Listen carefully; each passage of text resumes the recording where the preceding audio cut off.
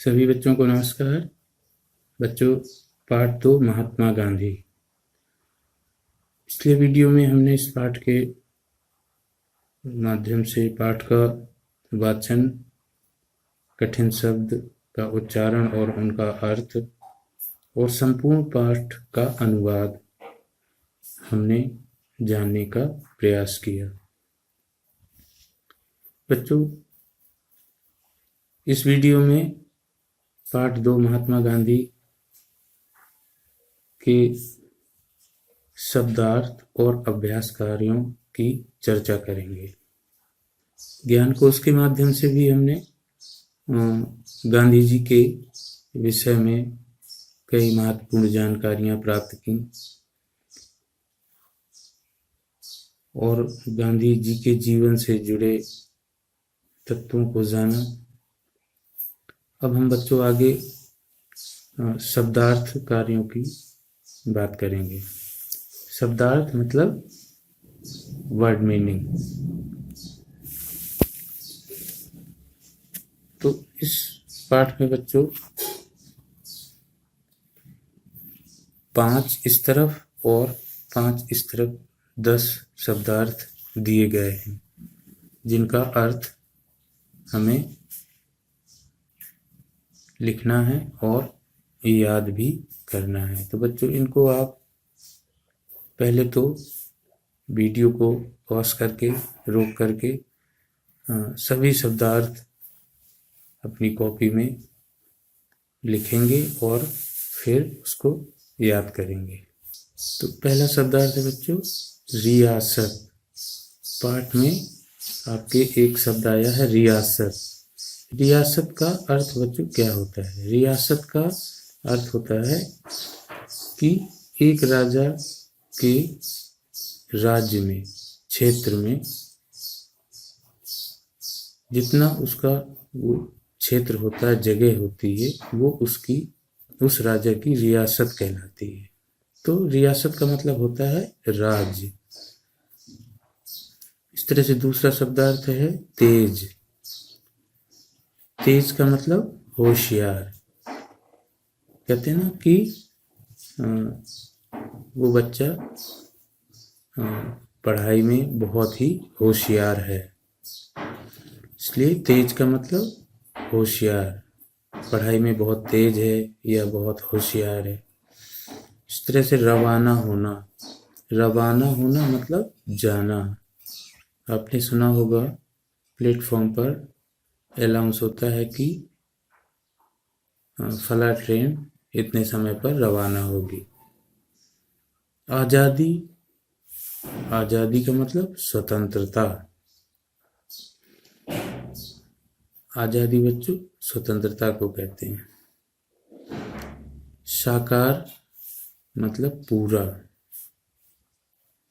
पाठ में आया था कि गांधी जी का सपना 15 अगस्त 1947 को साकार हुआ। मतलब गांधी जी का सपना 15 अगस्त 1947 को पूरा हुआ, जिस दिन भारत आज़ाद हुआ था। तो इस तरह से बच्चों ये 5 शब्दार्थ आपके रहे। रियासत मीन्स राज, तेज मीन्स होशियार, रवाना होना जाना, आज़ादी स्वतंत्रता, साकार पूरा। दूसरी तरफ भी ये 5 शब्दार्थ आपके दिए गए हैं। संपूर्ण। छठवां शब्दार्थ है आपका संपूर्ण। संपूर्ण का मतलब पूरा या पूरे। कहते हैं ना संपूर्ण भारत में, मतलब पूरे देश में, या संपूर्ण राज्य में, मतलब पूरा राज्य में। भय। भय का मतलब होता है डर। कहते हैं ना कि मुझे उससे बहुत ही भय लगता है, मतलब डर लगता है। तो भय की वर्ड मीनिंग है, भय का अर्थ है डर। भय एक शब्द है और डर उसका अर्थ है। अगला है प्रतिज्ञा। प्रतिज्ञा मीन्स पक्का वचन। पक्का वचन मतलब कि जो हम प्रॉमिस कर देते हैं, जो वादा कर देते हैं, तो वो हमारी प्रतिज्ञा हो जाती है। हमने किसी से कह दिया कि आप परेशान मत होइए, ऐसा ही होगा या हम ऐसा ही करेंगे, तो फिर वो हमें करना पड़ता है, क्योंकि हमने किसी को वचन दिया है, वादा किया है किसी से। तो प्रतिज्ञा का मतलब पक्का वचन। संघर्ष, संघर्ष का मतलब है बहुत ज्यादा मेहनत, हार्ड वर्क, कठिन परिश्रम। तो संघर्ष का मतलब बहुत ज्यादा मेहनत। नमन करना, नमन करना मतलब नमस्कार करना। बच्चों, जिनके हम ऋणी होते हैं या जिनका हमारे ऊपर कुछ कर्ज होता है, हम उसको सदा नमन करते हैं, याद करते हैं। ऐसे ही एक व्यक्तित्व थे हमारे गांधी जी, जिनको हम सदा नमन करते रहेंगे उनके कार्यों के लिए और उनके हमेशा ऋणी बने रहेंगे। तो हम सदा उनको नमस्कार करते रहेंगे। नमन करना मतलब नमस्कार करना। तो इस तरह से बच्चों ये रहे हमारे शब्दार्थ। इनको याद रखिए कि आपको कॉपी में साफ साफ लिखना है, दोनों तरफ के शब्दार्थों को, और कॉपी में लिखने के बाद इन्हें अच्छी तरह से याद करना है। आगे बढ़ेंगे बच्चों। अब आपके यहाँ से अभ्यास कार्य शुरू होंगे। पहला अभ्यास कार्य आपका है कि नीचे दिए गए प्रश्नों के मौखिक उत्तर दीजिए। बच्चों, मौखिक प्रश्नों का मतलब होता है कि शिक्षक आपसे मौखिक प्रश्न करेगा, बोल करके प्रश्न पूछेगा और कक्षा में आपको उसका उत्तर तुरंत बोलकर ही देना है। आपने पाठ से क्या समझा है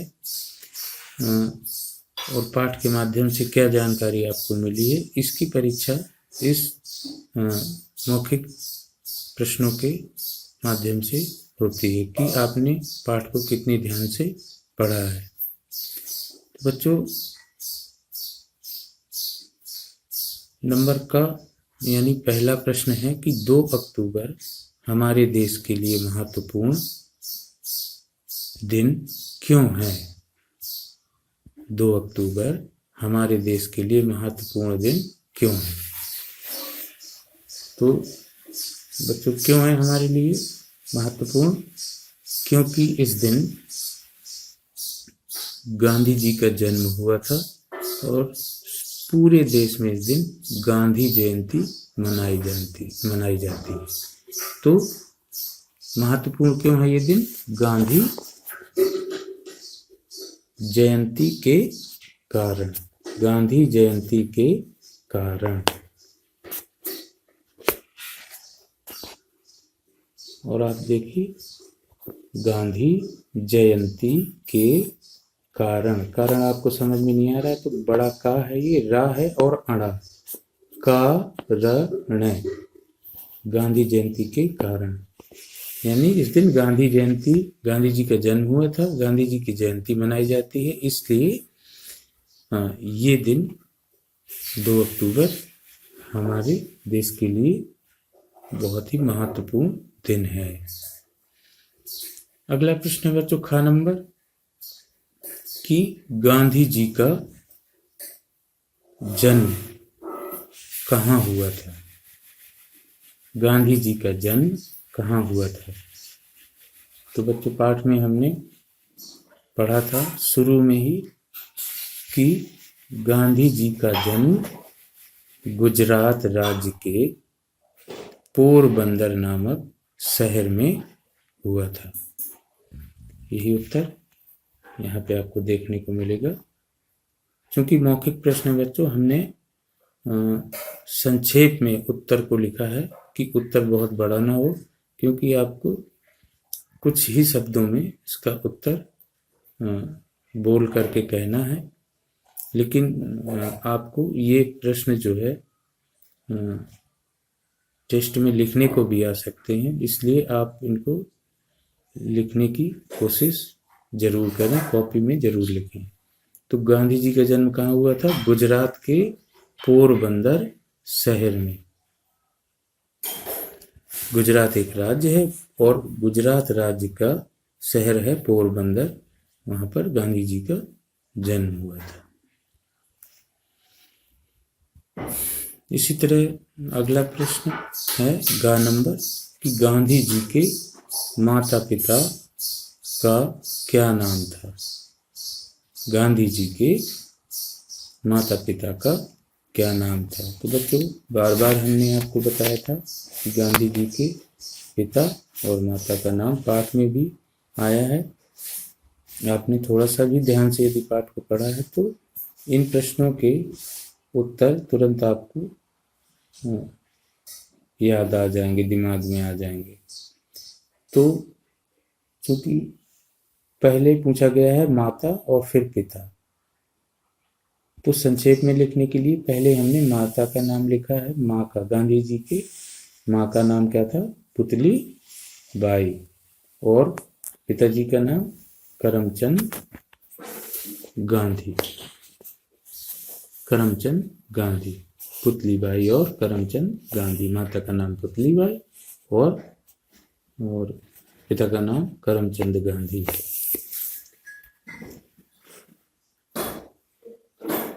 अगला प्रश्न है बच्चों घ नंबर, गांधी जी में एक विशेष गुण कौन सा था?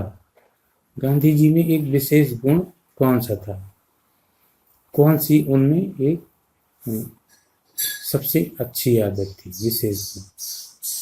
तो उनमें एक विशेष गुण ये था, अच्छी आदत उनकी ये थी कि वो कभी झूठ नहीं बोलते थे। ये उनमें एक विशेष गुण था। क्या था? प्रश्न उत्तर आपको लिखना है, वो कभी झूठ नहीं बोलते थे। बच्चों आप चाहें तो इस उत्तर को बढ़ाकर भी लिख सकते हैं कि जैसे प्रश्न किया गया है कि गांधी जी में एक विशेष गुण कौन सा था, तो हमें उत्तर में लिखना है कि गांधी जी में एक विशेष गुण ये था कि वो कभी झूठ नहीं बोलते थे। आप कॉपी में ऐसे भी लिख सकते हैं। बुक में जगह ना होने की वजह से हमने संक्षेप में लिखने की कोशिश की है। आप चाहें तो इसे थोड़ा विस्तार से कॉपी में लिख सकते हैं। तो इस तरह से ये सभी प्रश्नों के उत्तर आप देख रहे हैं। इनको कॉपी में जरूर लिखें और इनको याद करें। इस तरह से ये आपके मौखिक प्रश्न यहाँ पर संपूर्ण पूरे हो रहे हैं। मौखिक प्रश्नों के बाद बच्चों ये भी आपको जो कार्य आपको होमवर्क कॉपी में करना है वो मैं इस वीडियो में करवा रहा हूँ। नंबर 3 अभ्यास कार्य है आपका। नीचे दिए गए प्रश्नों के उत्तर 1-2 शब्दों में दीजिए। तो बच्चों इन प्रश्नों का मतलब है कि आपको कम से कम शब्दों में उत्तर लिखना है आपको। तो शुरू करते हैं नंबर का। गांधी जी को पूरा देश और किस नाम से जानता है?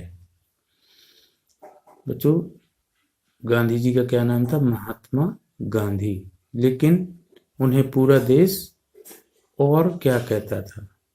तो गांधी जी को पूरा देश प्यार से बापू भी कहता था। तो इस तरह से गांधी जी को पूरा देश और किस नाम से जानता है? तो आपको सिर्फ एक शब्द में लिखना है, बापू या बापू जी। तो नंबर खा में दूसरा प्रश्न है कि 2 अक्टूबर किस दिन के रूप में मनाया जाता है? 2 अक्टूबर किस दिन के रूप में मनाया जाता है? तो बच्चों क्या पढ़ा था हमने कि 2 अक्टूबर हमारे देश में गांधी जयंती के रूप में मनाया जाता है। तो हमने यहाँ पर लिखा है गांधी जयंती।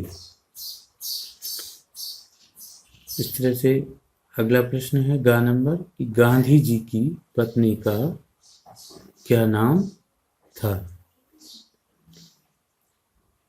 तो बच्चों क्या नाम था गांधी जी की पत्नी का। तो गांधी जी की पत्नी का नाम कस्तूरबा गांधी था, यानी कस्तूरबा था उनकी पत्नी का नाम। बच्चों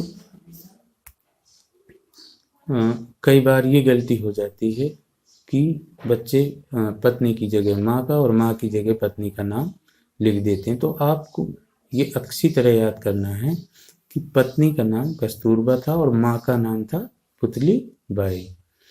तो ये ध्यान रखिएगा, यहाँ पर मिस्टेक ना हो, गलती ना हो, इसको ध्यान से याद करिएगा। और कॉपी में इन कार्यों को जरूर करें।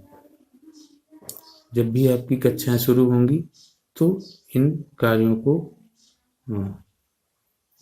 का करेक्शन होगा और इनको चेक भी किया जाएगा। इसलिए जो भी कार्य हम लिखने के लिए कह रहे हैं, होमवर्क में दे रहे हैं, तो उनको आप कॉपी में जरूर करिएगा।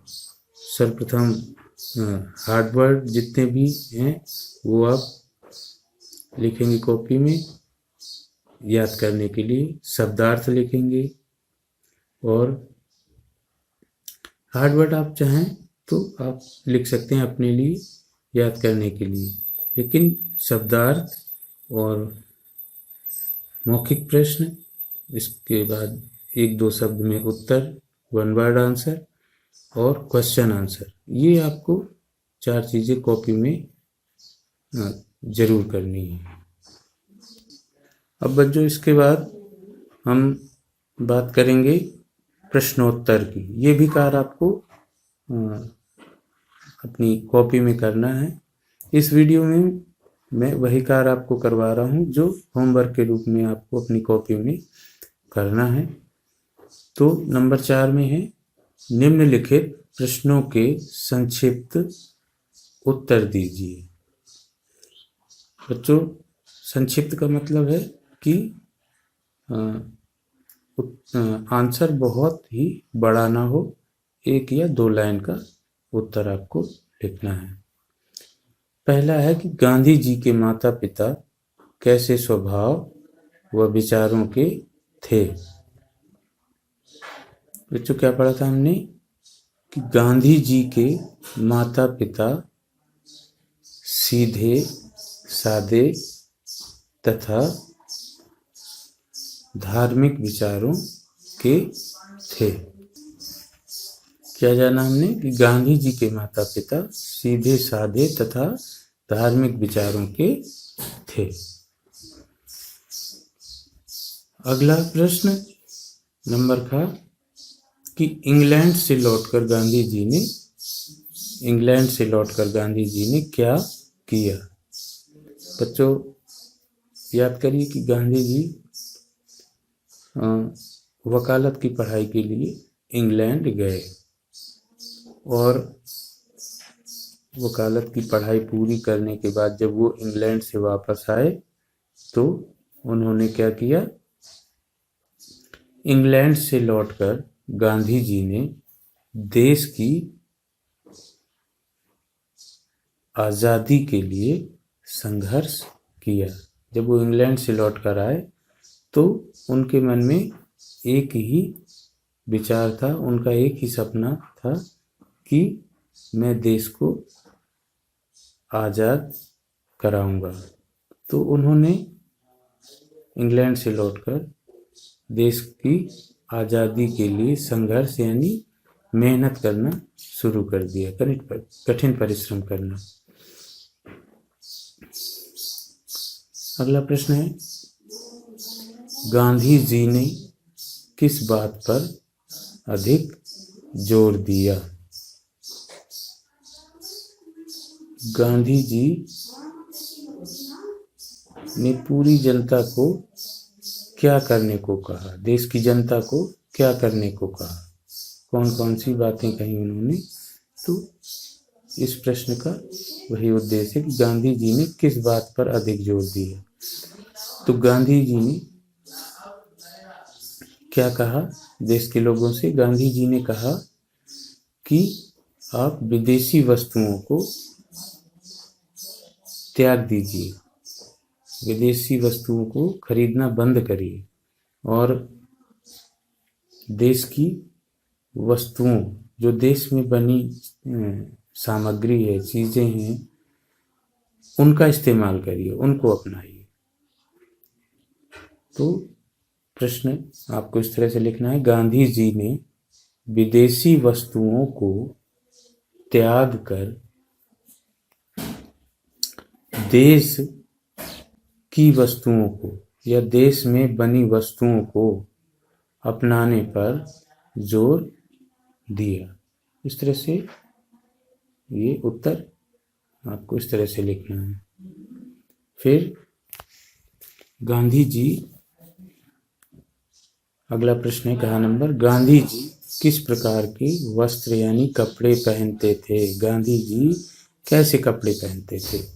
ये प्रश्न घ नंबर आपको इस तरह से आपको प्रश्न है, इसका उत्तर आपको लिखना है। तो गांधी जी क्या पहनते थे? गांधी जी एक सफेद रंग की धोती पहनते थे, यानी सादी धोती, और दूसरा गमछा पहनते थे।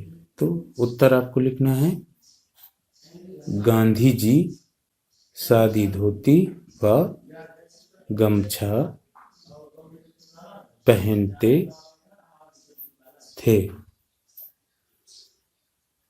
इस तरह से बच्चों ये का, ख, ग और घ 4 प्रश्न आपको ये भी कॉपी में लिखने हैं और इनको याद रखना है। एक बार फिर से आप देख लें ऊपर से कि गांधी जी के माता पिता कैसे स्वभाव व विचारों के थे। तो गांधी जी के माता पिता सीधे साधे तथा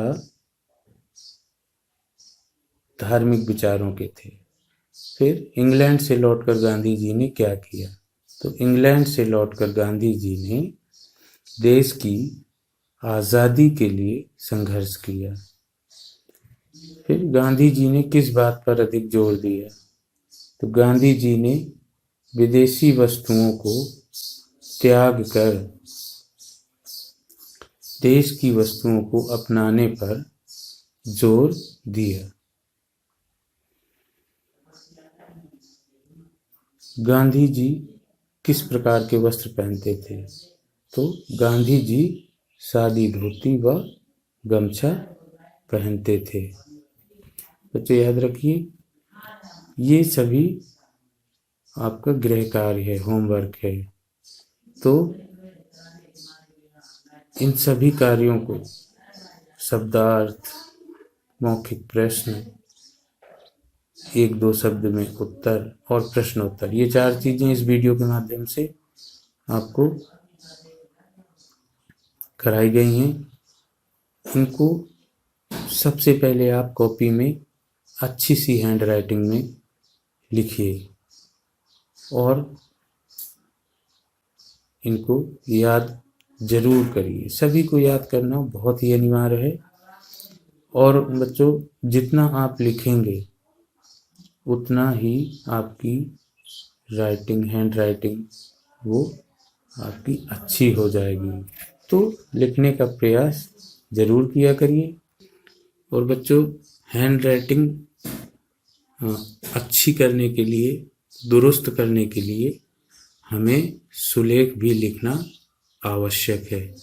तो हम 1 पेज में यहाँ से 15 अगस्त 1947 को उनका सपना साकार हुआ। उस दिन हमारा भारत आज़ाद हो गया। भले ही आज गांधी जी हमारे बीच नहीं हैं, परंतु हमारा देश आज भी उन्हें हृदय से याद और नमन करता है। तो इतना सुलेख आप अपनी कॉपी के 1 पेज पर अच्छी सी साफ राइटिंग में लिखने का प्रयास करिए। और लिखिए ज़रूर, लिखेंगे, याद करेंगे, तभी आप उसमें अच्छा कर पाएंगे। तो बच्चों, इस वीडियो में बस इतना ही। अगले वीडियो में फिर कुछ अभ्यास कार्यों के साथ हम हाजिर होंगे। तब तक के लिए नमस्कार, जय हिंद।